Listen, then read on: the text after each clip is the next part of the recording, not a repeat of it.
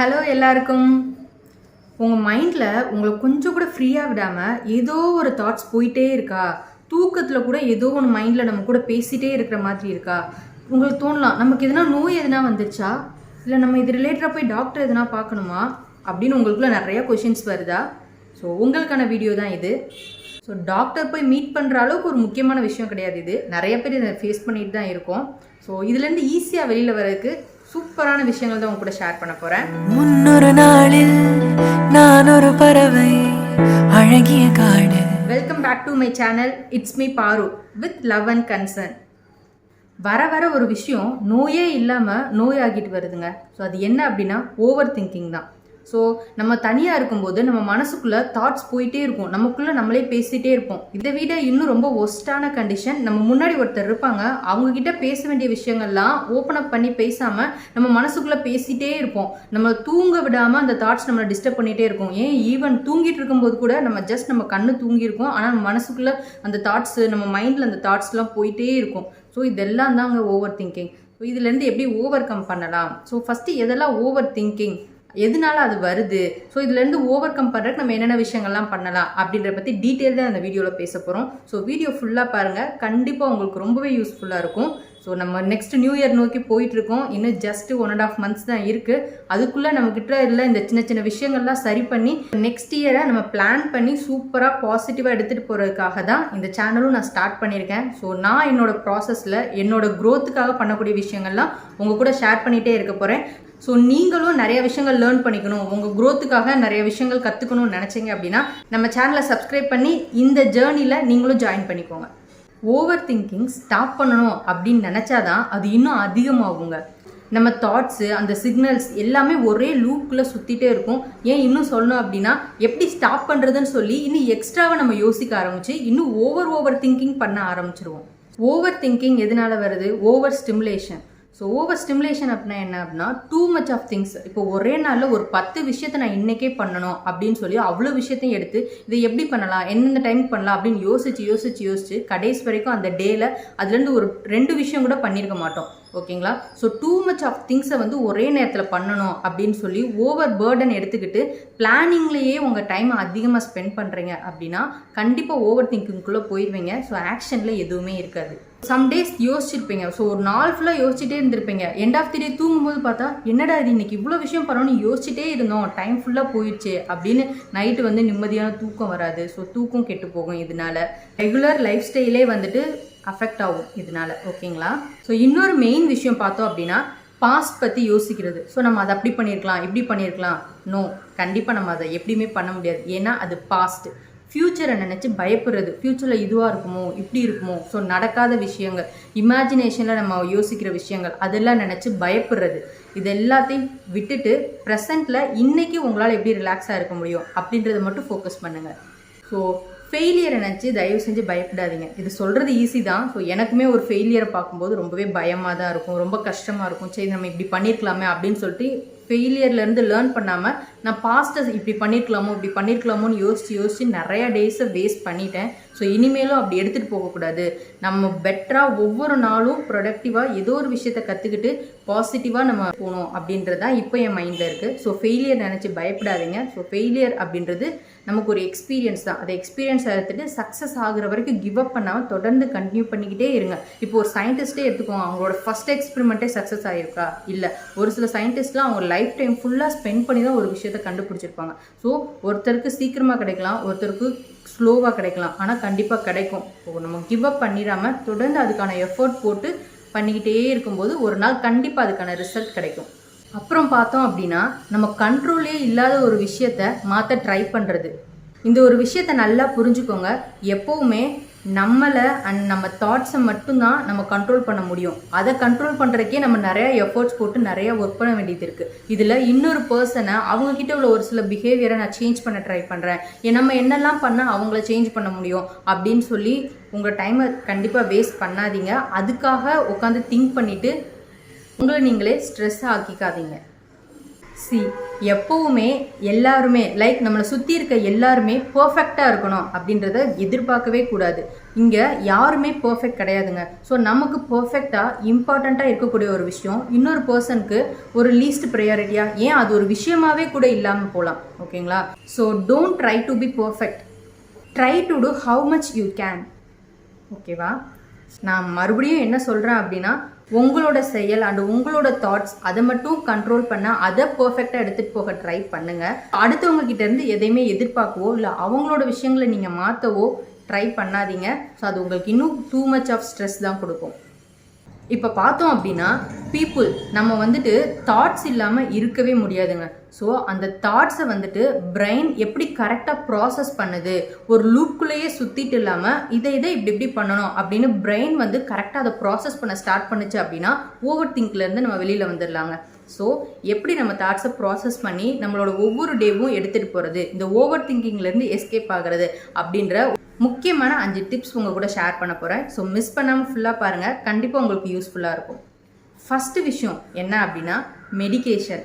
So இது பண்ணுறதுக்கு கண்டிப்பாக ஷை ஆவீங்க எல்லாருமே. ஸோ நானுமே ஆனதுண்டு. இப்போது நம்ம கண்ணு மூடி மெடிடேஷன் பண்ணலான்னு உட்காருவோம், நம்மளை பார்க்குறவங்க எதனா நினைப்பாங்களோ, எதனா கிண்டல் பண்ணுவாங்களோ அப்படின்ற தாட்ஸ் தான் வந்து ஃபஸ்ட்டு வரும்.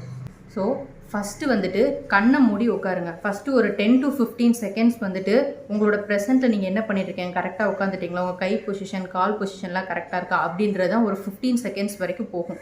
அதுக்கப்புறம் பார்த்தோம் அப்படின்னா தேவையில்லாத தாட்ஸ், நம்ம பழைய தாட்ஸு இல்லை ஃப்யூச்சரை நினச்சி நம்ம பிரெயினில் போட்டு வச்சுருக்க தாட்ஸ்லாம் வந்து ஒன்றா வந்து நிற்கும். ஓகேவா? ஸோ அதை தாண்டி இதெல்லாம் கடந்து ஒரு குறிப்பிட்ட டைமுக்கு மேலே வந்துட்டு ஒரு டார்க்னஸ், ஒரு சைலன்ஸ் வந்து கிடைக்குங்க. இதுதான் கரெக்டான டைம் உங்களோட மெடிடேஷன் முடிக்கிறதுக்கு. ஸோ இதை பார்த்தோம் அப்படின்னா நீங்கள் டெய்லி மார்னிங் வந்து பண்ணலாம். இப்போ ரீசன்ட் டேஸில் நான் மார்னிங் எழுந்ததுமே பெட்டில் உட்காந்து ஒரு 5 to 10 minutes வந்து மெடிடேஷன் பண்ணிவிட்டு என் டேவை ஸ்டார்ட் பண்ணும்போது நான் உண்மையாகவே உணர்றேன், ஐ ஃபீல் ஃப்ரெஷ், சம் ப்ரொடக்டிவாக என்னோடய டேஸ் வந்து இருக்குது. என்னோடய ஆக்டிவிட்டீஸில் சேஞ்சஸ் தெரியுது, நான் ரொம்ப பாசிட்டிவாக வந்து ஃபீல் ஆகுறேன். நிறைய தாட்ஸ்லேருந்து எனக்கு ஒரு கிளாரிட்டி வந்து கிடைக்குது. ஓகேங்களா? ஸோ இது ரொம்பவே முக்கியமான ஒரு விஷயம். ட்ரை பண்ணி பாருங்கள், கண்டிப்பாக உங்களுக்கு யூஸ்ஃபுல்லாக இருக்கும். அடுத்து பார்த்தோன்னா எக்ஸசைஸ்.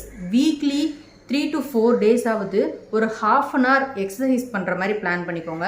ஏன்னா எக்ஸசைஸ் பண்ணும்போது நம்ம பிரெயினில் வந்துட்டு டோப்பமைன் வந்து ப்ராப்பராக செக்ரிகேட் ஆகும். ஸோ டோப்பமைன்றது வந்து ஒரு ஹாப்பி ஹார்மோன். அது வந்து நம்ம ஓவர் திங்கிங், ஸ்ட்ரெஸ் அதுலேருந்து வந்து ரிலீஸ் ஆகிறதுக்கு ரொம்பவே ஹெல்ப் பண்ணும். ஸோ உங்களுக்கு வீக்லி ஒரு 3-4 days ஆகுது எக்ஸசைஸ் மஸ்ட்டு அப்படின்னு வச்சுக்கோங்க. இல்லை உங்களால் டெய்லி பண்ண முடியுதுன்னா சூப்பர். நீங்கள் வந்து போத் ஃபிசிக்கலி அண்ட் மென்டலி ரொம்ப ஸ்டேபிளாக இருப்பீங்க. ஓகேங்களா?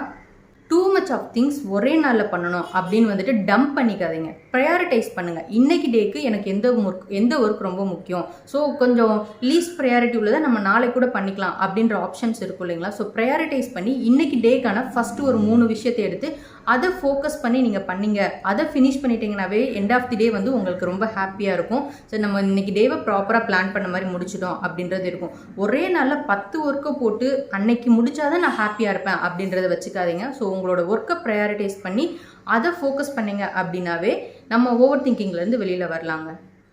வீக்லி 4 to 5 hours லைக் வீக்கெண்டாக இருக்கலாம், இல்லை ஃப்ரைடேவாக இருக்கலாம். ஸோ ஒரு 4 to 5 hours வந்துட்டு உங்கள் மொபைல், லேப்டாப், உங்களோட மற்ற ஒர்க்லேருந்து, உங்களோட ரெகுலர் ஒர்க்லேருந்து வெளியில் வந்து பீஸ்ஃபுல்லாக அந்த டைம் உங்களோட ஓன் டைமாக எடுத்துக்கோங்க. உங்களுக்கு பிடிச்ச மியூசிக் கேளுங்க, உங்களுக்கு பிடிச்ச புக்ஸ் படிங்க, உங்களுக்கு ஸ்டோரிஸ் கேட்க பிடிக்குதுன்னா பாட்காஸ்ட் கேளுங்க, நிறையா குட்டி ஸ்டோரிஸ்லாம் கேளுங்க, இல்லை எஃப்எம் கேளுங்க. உங்களுக்கு என்ன ஒரு விஷயம் பிடிச்சிருக்கோ அதை பண்ணுங்கள்.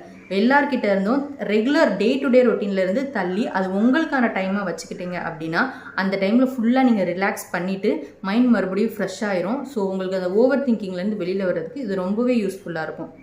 4 to 5 hours அப்படின்னு யோசிக்காதீங்க. ஸோ அந்த 4 to 5 hours நம்ம எதுவும் பண்ணிட போகிறதில்ல, பெருசாக எதுவும் மாற்றிட போகிறதில்ல. கரெக்டுங்களா? ஸோ நம்மளோட ஹெல்த்துக்காக, நம்மளோட மென்டல் ஹெல்த்துக்காக இந்த ஒரு டைம் கண்டிப்பாக தேவை தான். ஸோ ட்ரை பண்ணி பாருங்கள். உங்கள் கண்ணுக்கு படுற இடத்துலலாம் முடிஞ்சால் குட்டி குட்டி ஸ்டிக்கி நோட்ஸ் வந்து எழுதிக்கோங்க. லைக் பாசிட்டிவ் கோட்ஸ் மாதிரி, I am evolving, I am lucky, I am grateful, I am happy. அந்த மாதிரி சின்ன சின்ன குட்டி குட்டி விஷயங்கள் வந்து உங்கள் கண்ணுக்கு படுற இடத்துலலாம் வந்து ஸ்டிக்கி நோட்ஸ் வச்சுட்டு அதை வீக்லி ஒன்ஸ் இல்லை 2 days ஒன்ஸ் வந்து உங்களுக்கு பிடிச்ச சின்ன சின்ன நோட்ஸ்லாம் எழுதி நீங்கள் வச்சுக்கிட்டீங்க அப்படின்னா அதை பார்க்கும்போதே வந்துட்டு உங்களுக்கு ரொம்ப ஃப்ரெஷ்ஷாக எனர்ஜெட்டிக்காக இருக்கும். இதெல்லாம் தாண்டி உங்களுக்கு டைரி எழுதுகிற பழக்கம் இருக்குது, இல்லை ஜேர்னலிங் பண்ணுறீங்க அப்படின்னா அது கூடவே வந்துட்டு அஃபர்மேஷன்ஸ் வந்து எழுதிக்கோங்க. உங்கள் நோட்டில் உங்களுக்கு பிடிச்ச மாதிரி ஒரு 4-5 அஃபர்மேஷன்ஸ் எழுதி அதை டெய்லி 2 to 3 டைம்ஸ் வந்து உங்களுக்கு டைம் கிடைக்கும் போதெல்லாம் ரீட் பண்ணீங்க அப்படின்னா சம்ஹவ் நீங்கள் பாசிட்டிவாக ஃபீல் ஆவீங்க. ஸோ இந்த ஓவர் திங்கிங்லேருந்து வெளியில் வர்றதுக்கு ரொம்பவே ஹெல்ப் பண்ணும். இது எல்லாமே ஒன் பை ஒன்னாக நான் ட்ரை பண்ணி பார்த்து இப்போ ஒரு பெட்டர் ரிசல்ட்ஸ் வந்து எனக்கு கிடைக்குது. ஸோ அதனால தான் இது எல்லாமே உங்க கூட ஷேர் பண்ணுறேன். ஸோ ஒன்று ஒன்றா ட்ரை பண்ணி பாருங்கள். கண்டிப்பாக நீங்கள் சேஞ்சஸ் பார்க்குறீங்க அப்படின்னா மறக்காமல் கமெண்ட்ஸில் சொல்லுங்கள். ஸோ இப்போ நான் சொன்ன டிப்ஸ்லாம் உங்களுக்கு யூஸ்ஃபுல்லாக இருக்குது, ஒர்க் ஆகும் அப்படின்னு தோணுச்சுன்னா ஐ வில் ட்ரை அப்படின்னு கமெண்ட் பண்ணுங்கள். இப்போ நம்ம இந்த வீடியோவோட எண்டுக்கு வந்துட்டோம்.